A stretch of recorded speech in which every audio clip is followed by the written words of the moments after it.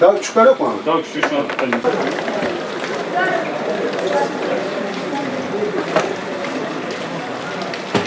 Burada mı yok ki? Burada bir yok abi ya. Biraz sonra. Mert abi buyur, sen bir şey mi istedin abi?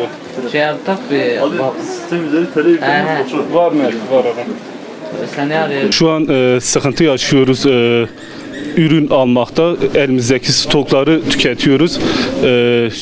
Özellikle biz ekran ve aksesuar üzeri çalıştığımız için ekranlar da çoğunlukla Çin'de geldiği için şu an güncel ekran listelerini falan alamıyoruz. Veyahut kılıf veyahut aksesuar alamıyoruz. Alsak da fiyat yüksek ama yine de şey yok, ürün yok. Fiyat yüksek ama ürün yok. Misal önceden 30 dolara olan bir ekran şu an 40-45 dolar ama yine de yok, yani 45 dolar piyasa, 45 dolar ama yine de ürün bulamıyoruz. Böyle devam ederse ancak millet elindeki stoğu tüketir, ondan sonra ciddi sıkıntılar olur. Sıfır cihazlar tabii rağbet oldu. Sıfır cihazlarda da şu an fiyat yükselmesi var. iPhone, Apple'de satışları durdurmuş 6. aya kadar. Gel tamam. Hadi kolay gelsin. Sağ ol abi, başmışsın. Birisinden dolayı batarya elimizde kalmadı. Alo. Şu an batarya. Valla. Gerçekten de. Bulabiliriz. Stokları da tükettim. İleriki zamanda Anne, Yok, Piko'da nedir sen? Ha. Eserim hoş geldin. Kolay gelsin. Ama Şehir devam.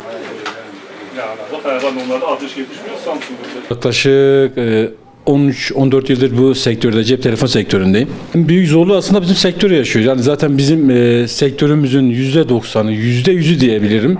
Hatta bu Çin'den geliyor. Yani ürünler Çin'de geliyor. Ama şu anda Çin'de bu koronavirüsü nedeniyle giriş olmadığı için ister istemez ürünlerimiz birken 2 katına çıktı şu anda.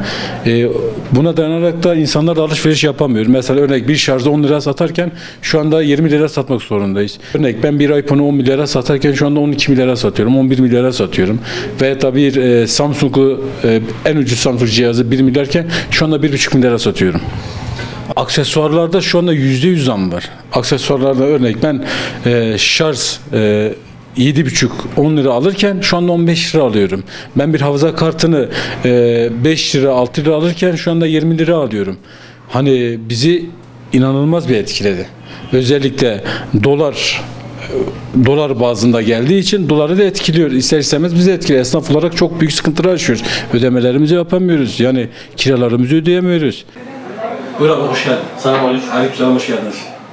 Abi cihazlara bakacaktım. Tabii, nasıl bir şey yapacağız? Xiaomi var mı elinizde? Xiaomi var. Hangisi? Note 8. Note 8 Pro mu? Note 8 mi? Note 8 düz olsun. Note 8 de var abi.